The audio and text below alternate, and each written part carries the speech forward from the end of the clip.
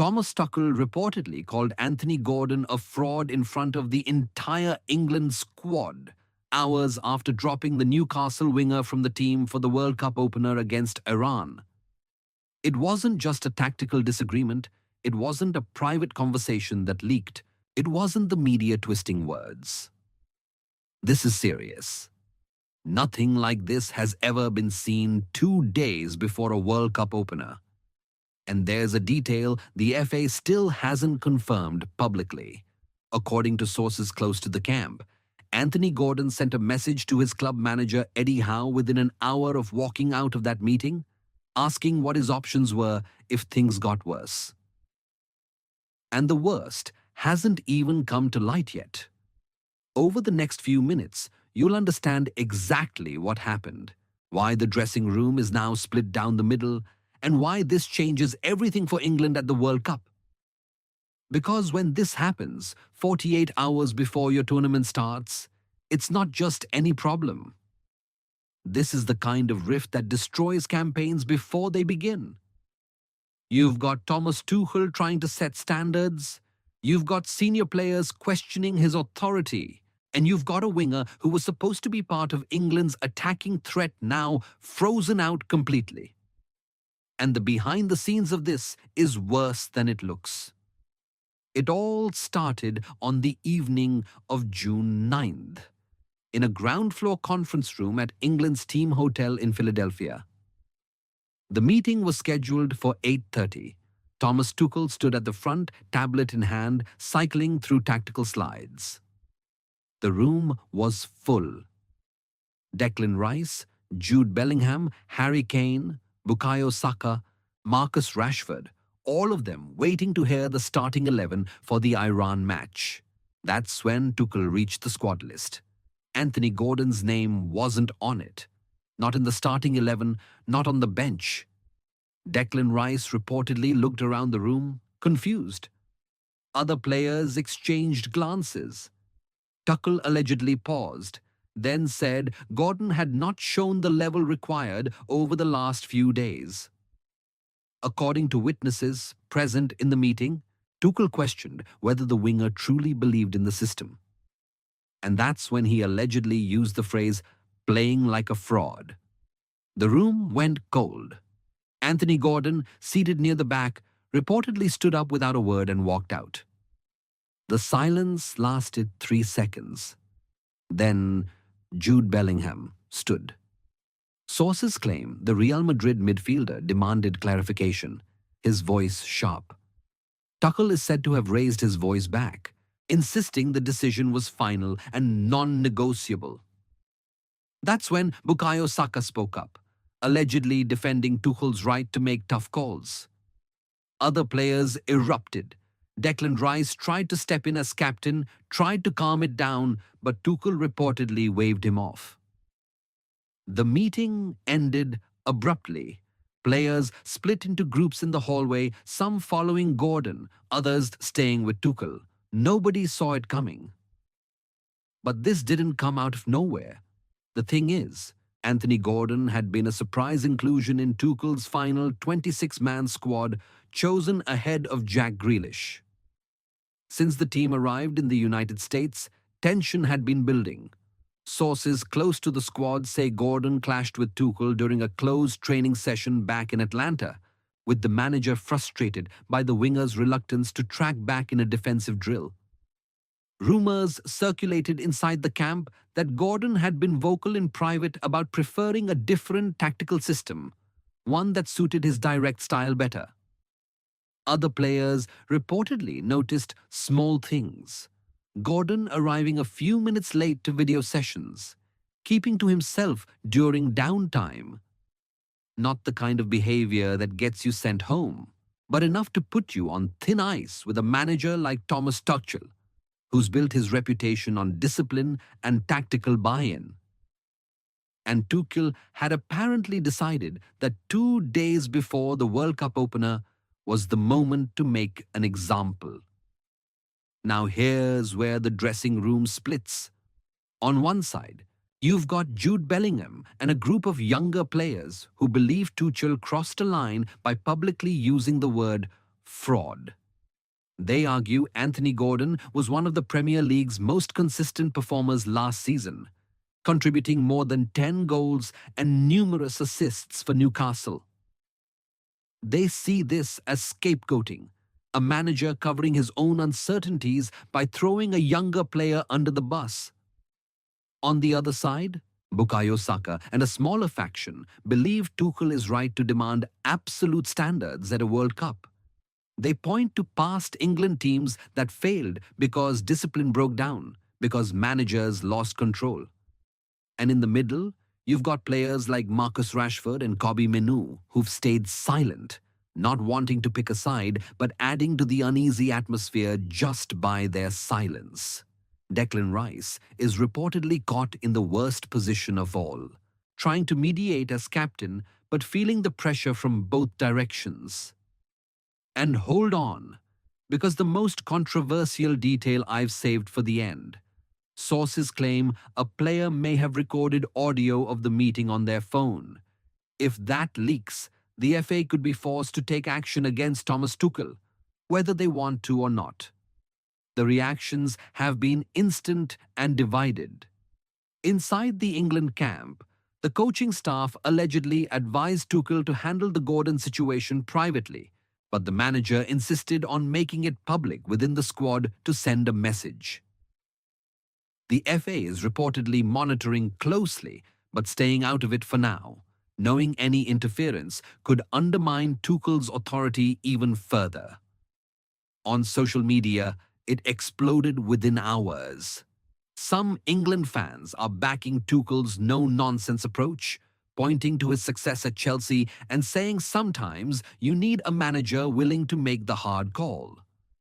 Others are furious, arguing that creating this kind of drama 48 hours before your first game is managerial madness. British tabloids are already running stories about a dressing room in crisis, and American media are picking it up, framing it as England imploding before the tournament even starts.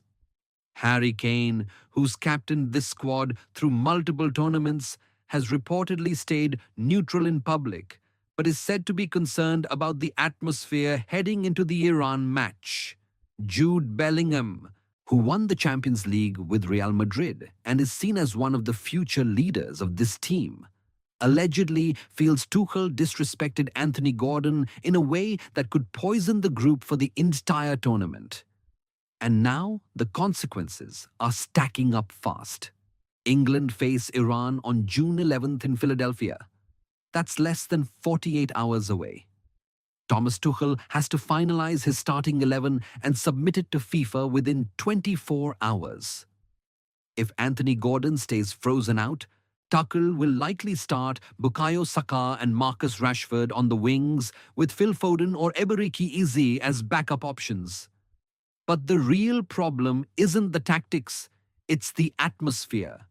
You go into a World Cup opener with half your dressing room questioning the manager, and it shows on the pitch. Now, Thomas Tuchel is caught between two bad decisions.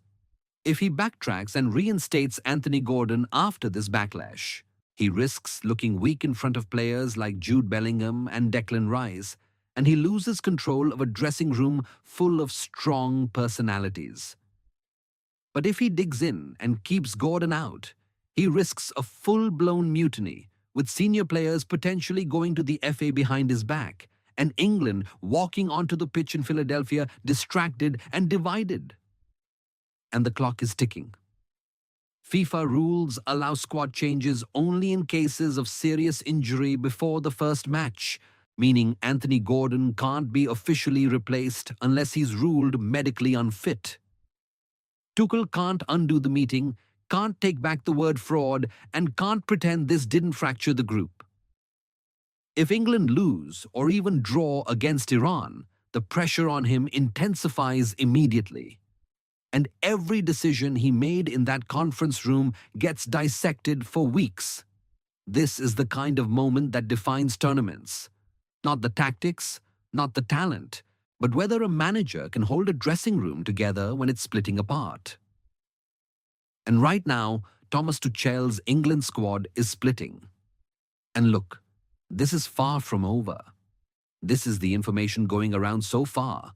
But over the next few hours, new details should drip out, and they could turn this whole story upside down. If that audio recording surfaces, if Anthony Gordon speaks publicly, if more players break ranks, this goes from a crisis to a full meltdown.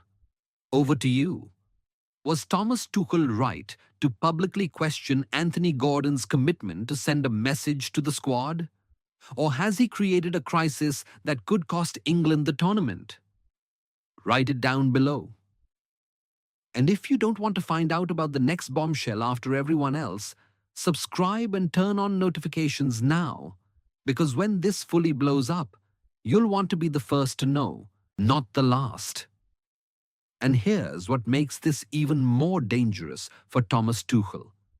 If England stumble against Iran on June 11th, every question about his judgment comes roaring back. You've got pundits who'll point to Anthony Gordon sitting in the stands and ask whether the manager prioritized ego over results. You've got former players who'll say Tuchel misread the dressing room, that he tried to impose Chelsea-style discipline on a group that needed a different approach. Because the thing is, England fans remember what happened when managers lose the squad. They remember the World Cup campaigns that collapsed not because of talent, but because of atmosphere, because players stopped believing in the system or the person running it. And right now, with Jude Bellingham reportedly challenging Tuchel's authority and Declan Rice caught in the middle trying to keep the peace, that's the trajectory this is on. And there's someone who comes out winning from all this, even if nobody wants to say it out loud. The teams England will face in the group stage: Iran, the United States, Wales. They'll walk into their matches knowing the opposition is fractured, knowing there's tension in the England camp that didn't exist a week ago. You give a World Cup opponent that kind of psychological edge, and it shows up in the first 10 minutes. What's being said behind the scenes is that some players have already started reaching out to their club managers, not officially complaining, but making sure people outside the England setup know their version of events. Anthony Gordon allegedly contacted Eddie Howe at Newcastle within an hour of leaving that meeting. Sources close to other squad members suggest similar conversations have happened with club staff at Arsenal, Manchester United, and Real Madrid. That's the kind of thing that spirals fast. Because once players start building narratives outside the camp, once they're protecting their reputations, instead of focusing on the tournament, the manager has lost control whether he admits it or not. And Thomas Tuchel knows this. He's been through dressing room battles before at Chelsea, at Paris Saint-Germain, at Bayern Munich. He knows what it looks like when authority starts slipping. But here's the difference. At a club, you've got months to rebuild trust, to reset relationships, to bring in new players if you need to. At a World Cup, you've got days. England play Iran in less than 48 hours. There's no time for team-building exercises, no time for clear-the-air meetings that actually work. You either walk onto that pitch in Philadelphia unified, or you walk on divided and hope talent carries you through. And talent doesn't always carry you through when half the squad is questioning whether the manager respects them. Harry Kane, who's captained England through 2 World Cups and a European Championship, reportedly hasn't made his position public yet. But people close to the squad say he's deeply concerned about the atmosphere heading into the Iran match. Ivan Toney and Ollie Watkins, the backup strikers who know their places depend entirely on Tuchel's favor, have stayed quiet.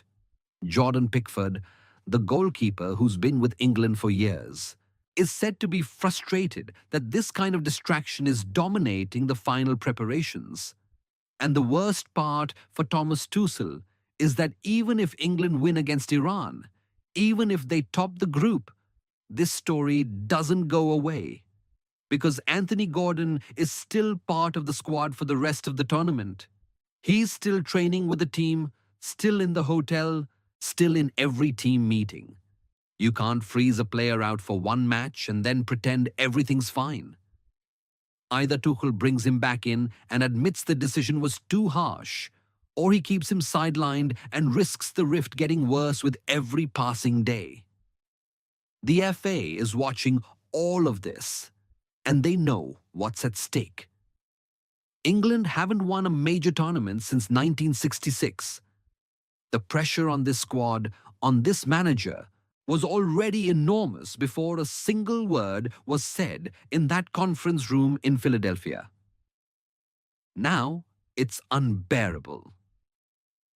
And if the results don't come immediately, if England lose to Iran or scrape through the group stage looking unconvincing, the questions about Thomas Tuchel's future start before the knockout rounds even begin. This is what happens when you make a statement 2 days before the biggest match of the cycle. You either prove you were right and the discipline was necessary, or you prove you misjudged the moment and fractured the group at the worst possible time. There's no middle ground, and Thomas Tuchel, whether he admits it publicly or not, knows he's now managing on that edge. You, as a fan, know what this means. It means every England performance from here gets analysed not just for tactics or talent, but for signs of division. It means every substitution, every team selection, every post-match interview gets read for clues about whether the dressing room is still together or whether it's splitting further apart. And it means the Anthony Gordon decision, the word fraud, the walkout, the confrontation with Jude Bellingham. All of it becomes part of the story of this World Cup. Whether England go deep or crash out early,